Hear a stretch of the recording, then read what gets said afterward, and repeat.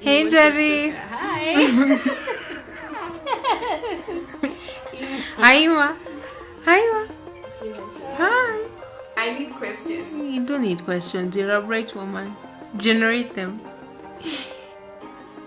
No, honestly. Everyone out there, I want you guys to know that never is being discriminatory against a younger sister. Okay. Hi, Jerry. How are It was you? a commercial break. Commercial break. Yes. Motherhood. Look at Kim. It's just so wrong. It's just in the background doing something. Let's do this. So, we are doing a sisterhood campaign. Yes. I don't know if you've seen. Yes. But we're just talking about what it means to be friends, sisters, mother-daughter relationships, etc, etc. Rather, what do you think one should be as they're making friends? Or, yeah, being a true friend to someone, who do you need to be? I think you need to be an unselfish person, and you need to be open. Because you can't expect to build a friendship on masks and facades. So being open is a very important thing.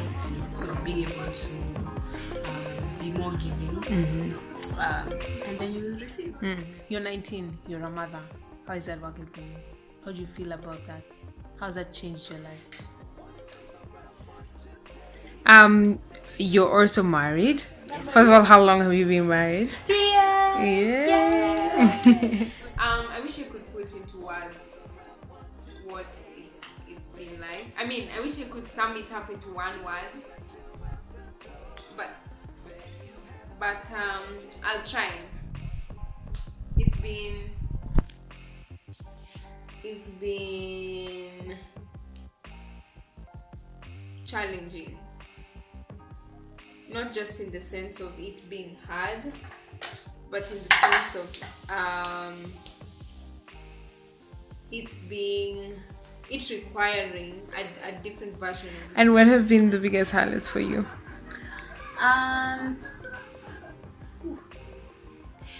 I think adjusting. Adjusting. Adjusting to marriage, adjusting to motherhood, to just life changes and doing these life changes with someone else. You know, it's very different because you're not alone. So, well, which is a good thing because you're not facing life alone. So, yeah, I think I'd say those have been my biggest adjusting. The adjustment. Every single time, because I remember going through my pregnancy and thinking, you know what, and I've told you this, like, I was just like, you know what, I can't wait to give birth. I just want Kian, what's he doing? Playing with water. And I was like, I felt like I just want to give birth. I just want to give birth because I felt like all the shame attached to maybe pregnant, finding out I was pregnant at 18, all the shame attached to that, all the guilt attached to that, all the negative emotions I felt that they would go away once I held my child, because I wouldn't have to walk around somewhere with like a big tumbo and people be like, I mean, not that like it was really that obvious what was going on, but just because I just didn't like that feeling, you know. And then I became a mom, and lo and behold, every week my child changed. Every single week there was a different thing that demanded a different version of me. Was it Nuru, the patience one? Or Nuru, the gracious one? Or Nuru, the wise one? Like every week my child changed and it demanded a different version of me, and so I had to keep growing.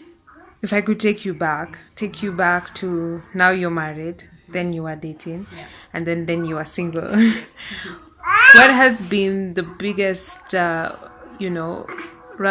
one biggest influencer, and also two, who have you had to be throughout those seasons that has remained consistent or has had to change?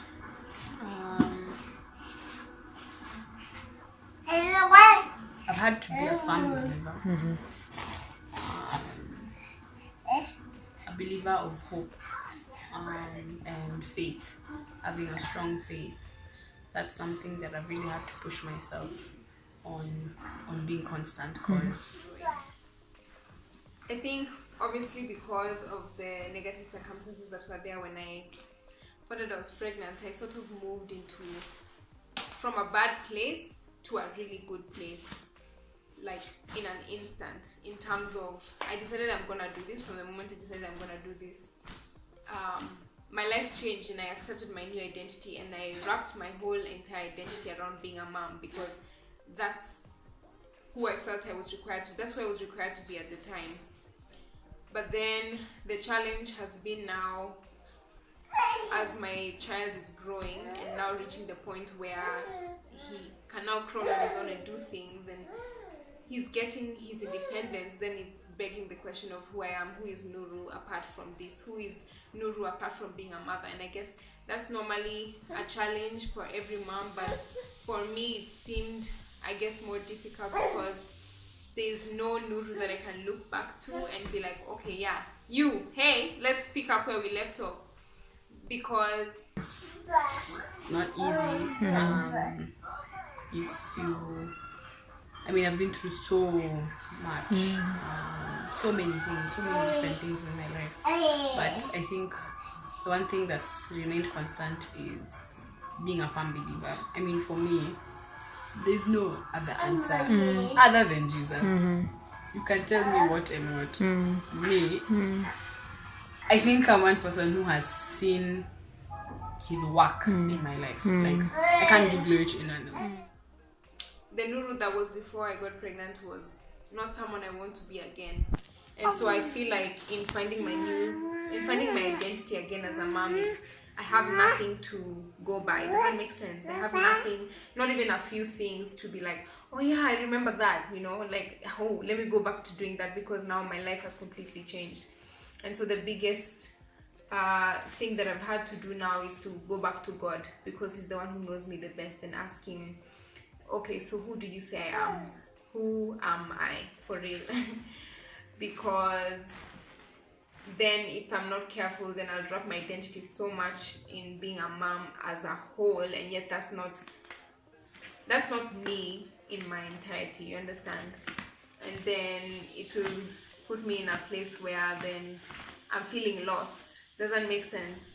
Because as much as, yes, motherhood has changed my life, and motherhood it does change you and changes you forever, you can't be who you need to be for your child if you're not who you need to be for yourself. So I guess that's what I'm trying to find out right now. It's actually, I'm in the process of trying to find out, who do I need to be for myself and who am I? I know that I am not a teen pregnancy. I know that I am not the guilt and the shame that was attached to it. I know that I am not the negative situation that was in that, you know, brought that about. So that means you got into another area of your life where you transitioned. And in our past videos, a lot of the girls have mentioned, especially the last one, Valentine mentioned transitions in life and how things happen, and that means most high chances your friends are going to change. So how has that affected your friendships? Because this is we're trying to figure out how then to maneuver the relationship called sisterhood, because it's very crucial and it's everywhere. That's our mother-daughter relationship, a sister to sister, cousin to sister, best friend to best friend, friend to friend, as in there's no way to get rid of it. So how do I negotiate those transitions? What has kept me going, that's what you asked, in the transition, is the grace of God. You know, this is something by the way a lot of people take for granted, and like it sounds like such a simple answer, but let me tell you, once you've seen the grace of God, you even know it's the grace of God. Like, because you ask yourself, how on earth have I even made it this far? And you're just like, what? He has been Ebenezer. So for me, that's one thing. During my pregnancy, I kind of went into isolation mode. Most of it was by choice, because I knew that there were certain people and that I needed to separate myself from, in order for me to really find out who I needed to be as a mother, because I did not want my new identity to be attached or to be dependent on any other people in my past, you understand? And then another thing is strong friendships. Building solid friendships is such an important thing. And like I said earlier, even practicing wisdom, just knowing, being at peace and accepting where you're at in life, and then knowing who will help you in that stage. Because if you don't, then making it is a bit hard. Yeah. So I think for me, it's the grace of God and solid friendships. Yeah, keeping solid friendships. Yeah. There are some friends I took along with me during the process of pregnancy and the process of going through everything I went through that really grew with me. Like 3, no, actually like 2 friends.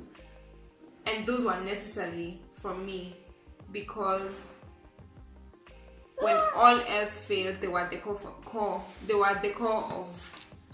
They were part of the friends that formed the core of me. Does that make sense? They weren't seasonal friends. Those particular 2 friends for me weren't seasonal friends, but those friends were, those friends that are there for you through thick and thin, and they're just permanent friends. They're nowhere they are going.